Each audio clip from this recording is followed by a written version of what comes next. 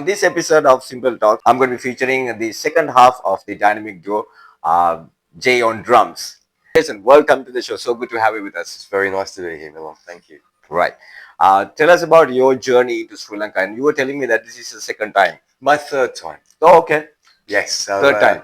Yes, I've been here 2017. I was performing with a friend of mine, his band, for the Colombo Jazz Festival at Face.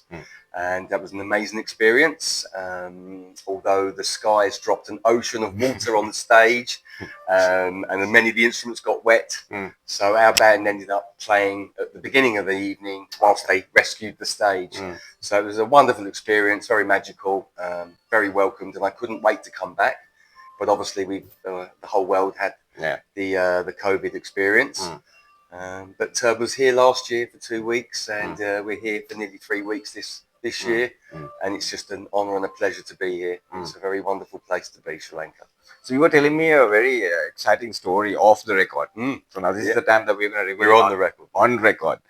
Your journey into whole drum. How did this love affair with the drum start? Yeah, so basically from the day I was born, my father was a drummer. He performed in bands. He entertained people on Saturday nights. And as a young boy, I would go along with my father and help him set the drums up and watch my dad play. And I'd be drinking lots of Coca-Cola and eating crisps, lots of sugar. And it was late nights. And up until into my teens and into my early adulthood, it was just a hobby. But I went to some nightclubs in London in 1994, and there was a drum on stage. And I played the bongos. And I was young, I was a bit shy, a bit nervous, and I played with my back to the crowd. I was just playing for myself, but everybody really enjoyed it. So the next couple of weeks went by, the drums turned around and they got a mic, and I'm on stage.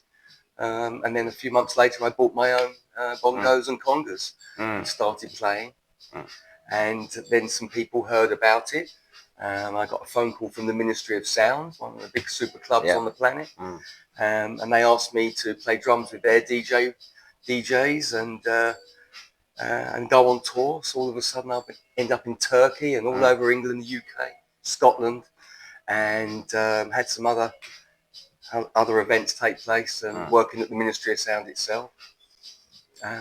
And then, again, more people got in touch. I had some record labels and big club promoters, and Defected, Head Candy got in touch. And it was just a hobby, during the week. Got into a profession. Yeah, I had a family, I had my children, and I went to work Monday to Friday in the city with suit and tie on.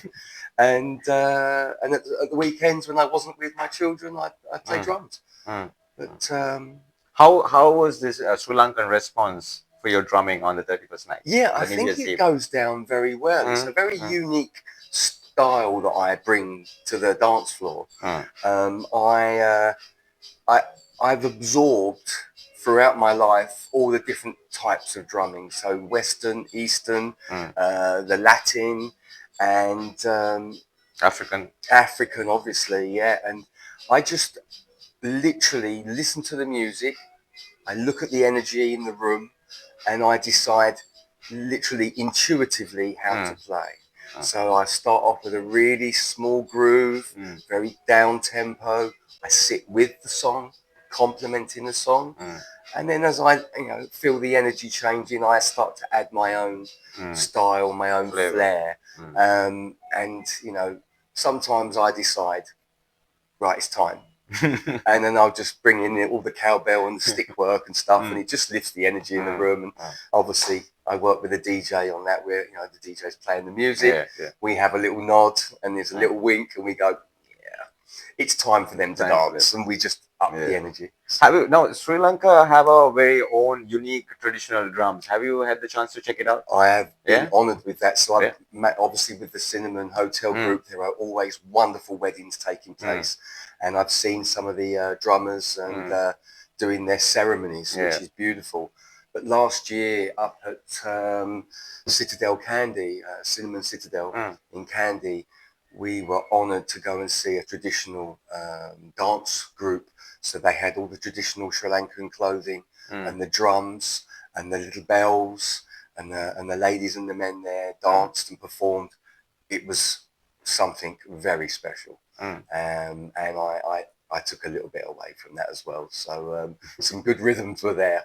Any other instruments that you can play apart from the drums? No, I'm not. I've tried to do piano and guitar. I've tried to do some saxophone, but It doesn't feel the I same. just like hitting things. Really, I get my sticks and my hands. I have a lot of energy come through my hands, and I think with the guitar and the piano, you need to be really very controlled. You need to be accurate. With the drums, I can just release all my energy. I have a lot of energy running through me. So. Tell us about your collaboration with Jason Dupuy. Yeah, how did this happen? It's wonderful. So I've been playing jazz drums as a hobby from '94 to 2001. Okay. When the disaster happened at the Two Towers in America, I was working in the banking system as a trader, and I decided to turn my hobby into a business. So I set up Jay on Drums. I got a website and a business card, and I went out and found work. I created a job that never really existed on the planet before, being an entertainer. And one of my first gigs was on a boat party for this promoter, who was a friend of a friend. And I turned up on this boat, and I set up on the boat, and a decent DJ, Jason Dupuy, turned up with his record decks, and we acknowledged each other, and Jason played his music, I played my drums, and I think I came over to Jason and just said, I'm going to play drums with you, do what you do, I will, if there's any problems, let me know. And if he couldn't hear himself in his speakers, I would turn myself down a bit, so out of respect, to let him know I want to work with him. And he was so welcoming. And we put on a party for a good 4 or 5 hours and had everybody having a very good time. It was so lovely to work with Jason, the way he played the music, his timing, his mixing, and his record choice just really enabled me to really play at my best. How do you sort of, adapt yourself while he's playing? Is it all pre-planned or? Absolutely not. It really is a completely unique improvisation in the moment. And I'm not quite sure how I learned the skill, but I think listening to my father play in a band and just sitting, literally just tapping on the table or the chair or with my spoon and fork, I just learned how to almost second guess the music. So Jason can play a song that I've never heard before, and I'll still be able to play drums to it in time, accurately, and add my own flair and flavour to it. And always looking at the room and the atmosphere. It's not just about me going, I can show off. It's about making sure everybody's having the best time. So that's it's a real privilege, but I don't know how to explain how I learned that. It really does come down into me and come out through my hands. So how long has it been since you all collaborated together? So Jason and we met in 2001 on the boat party. So it's been about 25 years. And very close. So let's talk about some juicy moments. I'm sure there would have been many moments where it would have not made right, would have not sounded right. Has there been any moments like that? Oh, there's been many moments. Once I was on tour with the Ministry of Sound with DJ Jazzy M, a very, very world famous DJ. And I was playing the drums, and I was using some drumsticks, and I was hitting them very hard, and the drumstick went through the skin. So I had a hole in my drum, which completely, live on stage performing to 1,000 people. That was very difficult. And there was another time when I had finished a performance in a club in London called Pasha, and I was working with an international DJ from America, and we had this big finish. And there was a big crescendo, and he dropped the music, and I finished playing drums, hit the cymbals, everybody was cheering. And as everybody's leaning over the drums to shake my hand, and I leant over the drum, me and the drums fell off the stage onto the dance floor. A big, big crash and bang and wallop, and the music was silent, and everyone went. So that was a bad moment. But, Any hiccups in your collaboration with Jason? no, No? no, I don't Wow. think so Okay. at all, really. And sometimes we'll be going in one direction, and I'll be playing a groove, and Jason will just go, "Jay, I'm going over here." And sometimes I'll just step away, allow Jason to work his magic. And I think it's important for the music to just you play drums all the time, you kind of become deaf to it. Yeah. So the idea is to play dynamic, all different styles, lift the energy, have a big crescendo, and just let the music breathe, and just let people enjoy it. So I make that decision in the moment, and if Jason says something to me, I will listen and follow his lead as well. So it's a good teamwork. Good teamwork. So what's on the cards for you and the drums? Well, obviously when I return home, I've got a few corporate events, award ceremonies to do. I've got some weddings, I've got some birthdays. I also have a festival lined up for the summer. Wow. And I've written some material, I've got some songs I've written.